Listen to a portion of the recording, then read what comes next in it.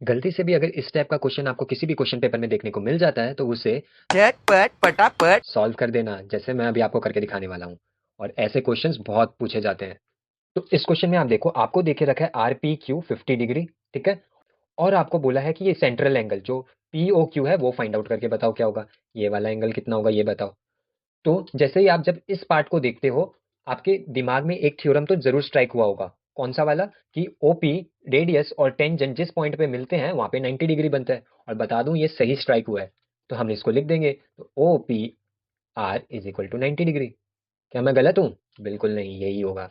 तो ये जो ओपीआर एंगल है ना, इसको हम दो दो भाग में डिवाइड कर सकते हैं। कौन से दो पार्ट्स में? तो ओपीआर को पहले तो मैं लिख सकता हूँ ओपी क्यू, ये छोटा वाला एंगल यहाँ पे जो बनेगा ये छोटा वाला एंगल। और दूसरा कौन सा? क्यू पी आर जो 50 डिग्री हमें दिया हुआ है। तो मैं इसको ऐसे लिख देता हूँ, तो ये हो गया मेरा ओपी क्यू प्लस ये मेरा हो गया Q P R which is equal to 90 degree. समझ में आया आपको? ओपी क्यू का वैल्यू पता है? नहीं पता है। तो ओपी क्यू को ओपी क्यू रहने देते हैं। क्यू पी आर का वैल्यू पता है? हाँ 50, which is equal to 90 degree. अब हम इसको सॉल्व करेंगे तो आंसर मिल जाएगा ओपी क्यू का। तो ओपी क्यू का आंसर कितना आया? 40 डिग्री। पर भैया क्वेश्चन में तो ओपी क्यू नहीं पूछा, पीओ क्यू पूछा। अरे भैया अब तो प्रॉब्लम हो गई, कैसे निकालेंगे? तो अब इसको कैसे निकालेंगे तो चलो बताता हूँ। तो क्या अभी भी आपको क्लास 9 की मैथ्स याद है? हाँ, शर्माने की जरूरत नहीं है, मुझे पता है आपको नहीं याद है।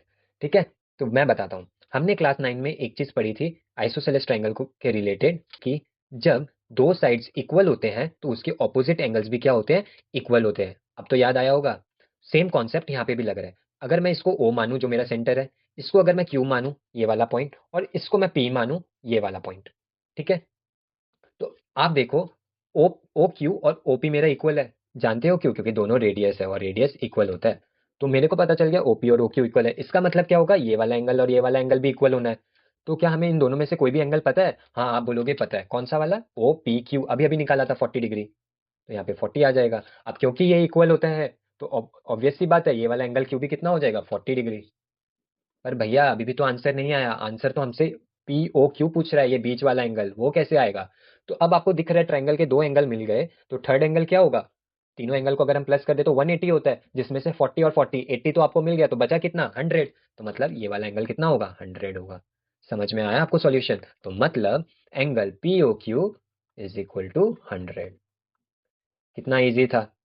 अगर वीडियो अच्छा लगा तो लाइक एंड शेयर जरूर करना, और ऐसे ही यूजफुल एकेडमिक कंटेंट के लिए चैनल पे सब्सक्राइब रहना।